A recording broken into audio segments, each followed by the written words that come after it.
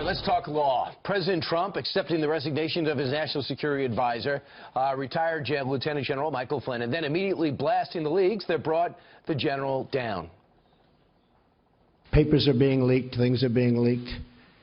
It's criminal action, criminal act, and it's been going on for a long time before me, but now it's really going on. I think it's very, very unfair what's happened to General Flynn, the way he was treated, and the documents and papers that were illegally, I stress that, illegally leaked. It's criminal, it's illegal. So what are the potential consequences for those people who are responsible for these leaks?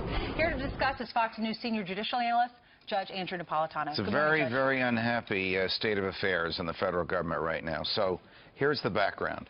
General Flynn, his last job in the military was the head of the Defense Intelligence Agency, military spies. Yep. General Flynn's career was spying.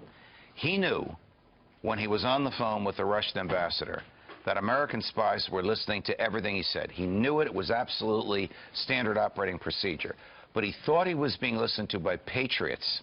He didn't think he was being listened to by people who would try to undermine the presidency of Donald Trump and destroy the most important person in his national security entourage by leaking to the public or leaking to enough people in the government exactly what they heard.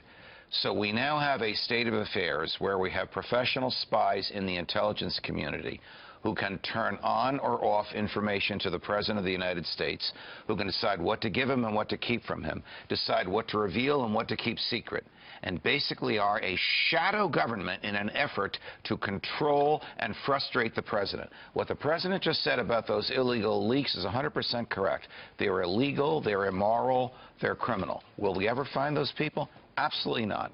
They are the best stealers of secrets, keepers of secrets, and leakers of secrets on the planet. They're the same people that concocted that stuff and leaked it about the president supposedly in a hotel room in Moscow. You know, I was reading Andrew McCarthy in the National Review, and he said because, you know, the leak came out that Flynn had discussed sanctions or whatever it was with the Russians, and they were very specific about what they leaked out.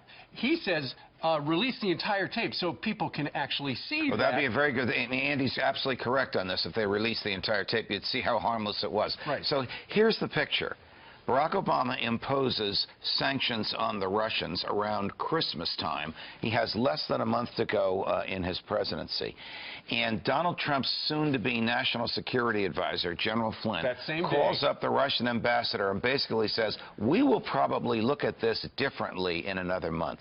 What the heck is wrong with that? That is good diplomacy, what the general said. If that's what he said, that's what we believe he said. But to Andy's point and your point, we haven't seen the transcript. We've only heard parts of it. Because they're trying to. In my view, that is absolutely not illegal. The problem was misleading. He said he did not talk about sanctions, and he told the vice president that. The vice president goes on national TV and says he didn't talk about sanctions. It turns out he did. I do not buy the fact that Mike Flynn was asked to leave because of telling a white lie to Mike Pence. What do you think behind it? First of all, Mike Pence knew exactly what Mike Flynn said. The president knew what Mike Flynn said. They both knew. And of course they talked about sanctions, right? Of course they did. Donald Trump wanted a better relationship with Russia, and he didn't want the Russians to think that Barack Obama's tail end of his presidency would taint that. Well, wait a second. So what's your theory?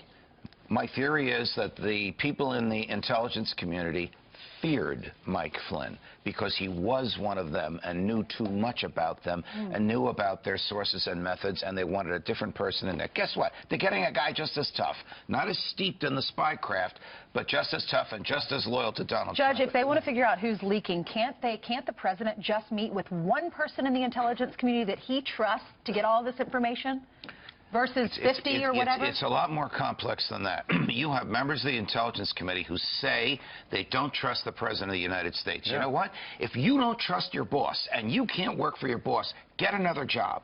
We have one president. The Intelligence community works for him. They don't work for each other. And now we find out, according to the Wall Street Journal today, that the intel community is not being candid with the president and not telling him all the information. Now, how can that happen? How dangerous is that? How will the president know what they are not telling him? And how will he be able to make executive decisions based on If he doesn't have all the facts, how can he make the decision? These are all questions that are going through the president's head probably at this very moment. He has the courage and the stamina to address this, but he's got some heads have to roll. And guess what? National Intelligence Director, not confirmed yet. Right. The CIA guy was just Mike Pompeo's only had the job for a week. Right.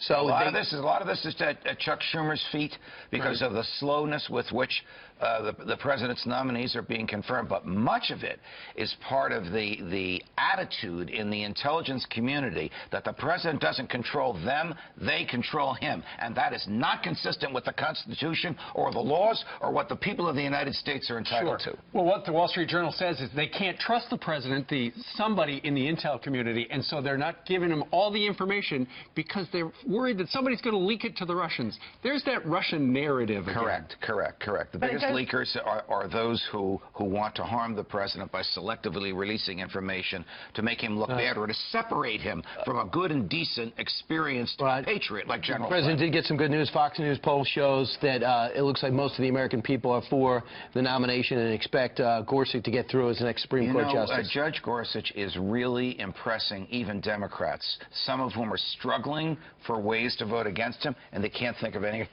reason to do so. So competent. Yes. Right, so 49% for it, 14% haven't made up their mind yet. I think the confirmation hearings will sound like a lesson in constitutional law, and I think it'll be confirmed very shortly thereafter. Although all the Democrats will probably vote against him, right? I don't think so.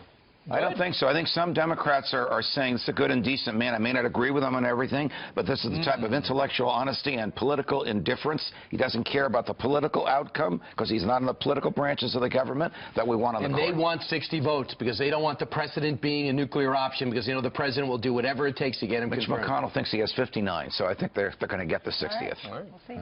All right. All right, guys. All the best. All right, Jim.